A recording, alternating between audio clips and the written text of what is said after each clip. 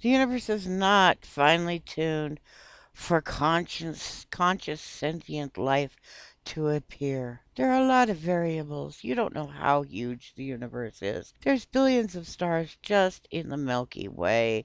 We have no idea how many habitable planets there are on those and in what forms life might or might not take shape and adapt itself to the conditions of that particular area.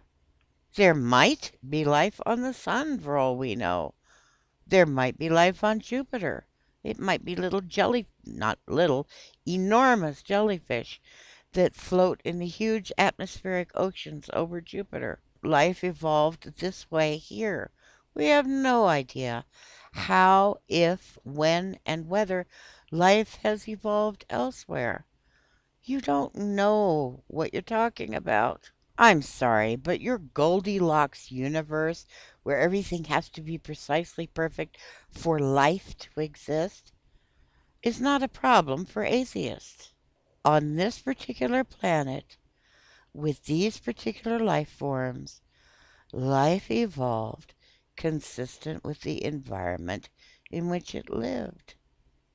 That's why fish don't live in the desert and birds don't fly in mud.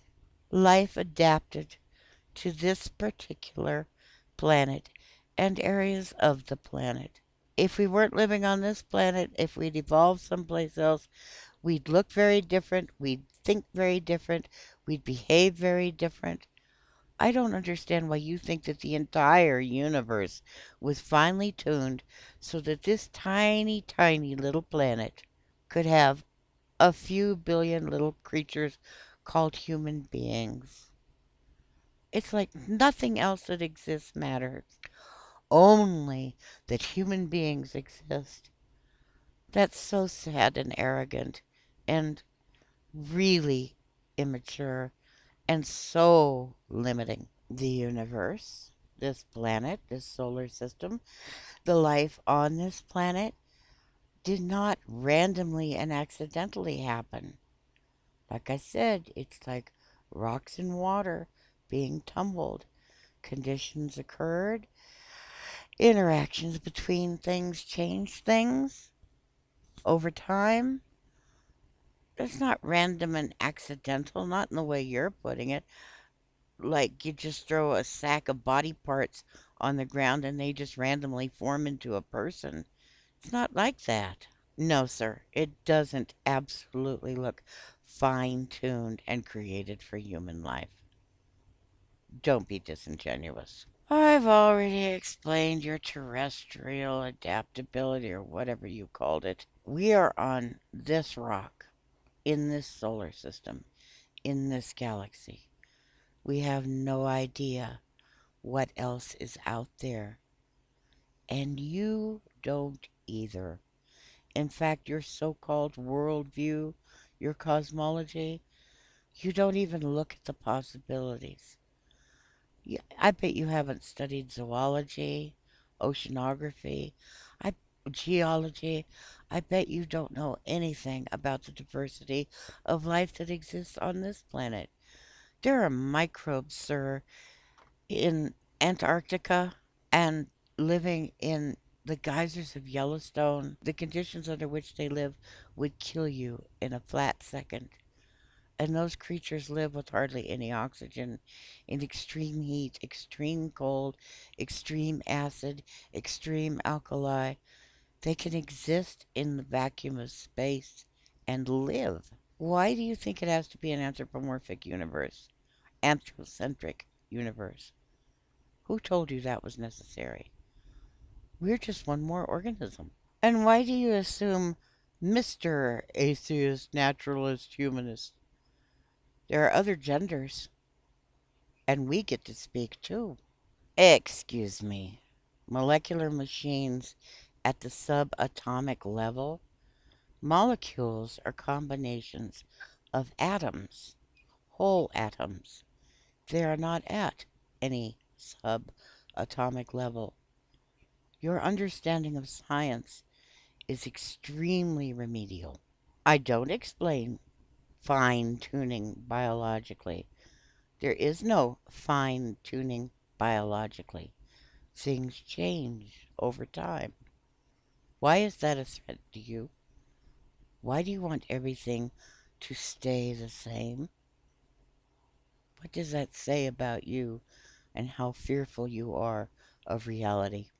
This irreducible complexity thing is such bunkum that if you removed one part, the whole thing would fall apart. You know, you guys are into this whole clockmaker thing and arguing that if there's a clock, there must be a clockmaker. Do you know that the technology, mechanics, mathematics, life experience, carpentry, metallurgy, etc., that go into clockmaking themselves have changed over time? Clocks didn't just spontaneously spring into existence because a creator thought them up. Our ideas about how to manipulate objects and tools changed over time. We started playing with things, and clocks changed. A piece of wood, a piece of metal turned into springs, turned into a box, turned into a pendulum. But those elements changed over time. When you look at a digital quartz crystal clock today with no analog, no moving parts, you can't even see the tree from which the first carpenters began to carve the first clock boxes. So to us, oh, you remove a diode and this clock doesn't work anymore. Well, back in the day, there was another functioning organism that worked differently without these particular mechanisms. That's very, very simple. You don't have to have a digital clock to have a clock. You don't have to have a magnetic compass to have a fish.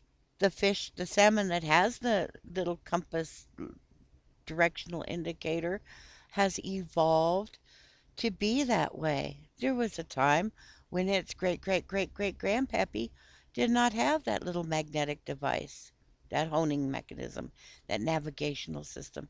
It had something else. But it's not the fish of today, it's the fish of back then. The fish of back then would not survive under the circumstances of today. But you know what? The fish of today might not survive under the circumstances of back then. For instance, human beings at the beginnings of this planet, when there was sulfuric acid and volcanic activity and way too much heat and no oxygen, we couldn't have survived. And I'll bet there, well, look at dinosaurs, look at a lot of the organisms from antiquity that could not survive into the present. Things change over time, son. Why does that threaten you? We no longer drive Model Ts except for fun. But Model Ts are not roadworthy now. They don't have the right safety features. They don't have the right acceleration and compression. They don't have the right smog devices. They don't have seat belts. They're extremely dangerous vehicles, and they don't work in today's driving conditions when people are driving 70, 80 miles an hour and there are semis on the road and ambulance services. Things change over time, son. You know darn well that this DNA information thing you're trying to push is not true. There are factors that go into the structure of DNA that trigger chemical reactions to create or to stifle the creation of particular characteristics. It's not a language like a book and a paragraph and a word, and you left out letters. As a matter of fact, it's more like letters. The way things assemble themselves is by complex chemical reactions, not because they're talking to each other.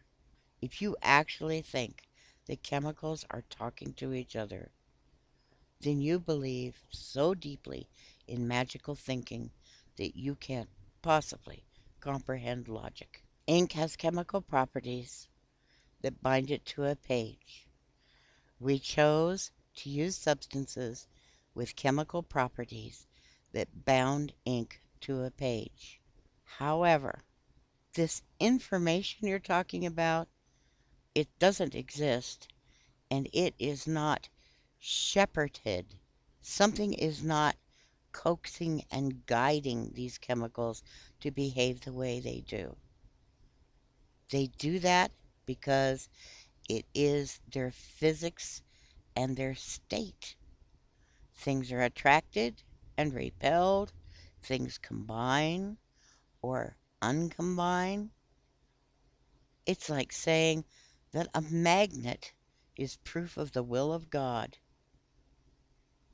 You really believe in magical thinking.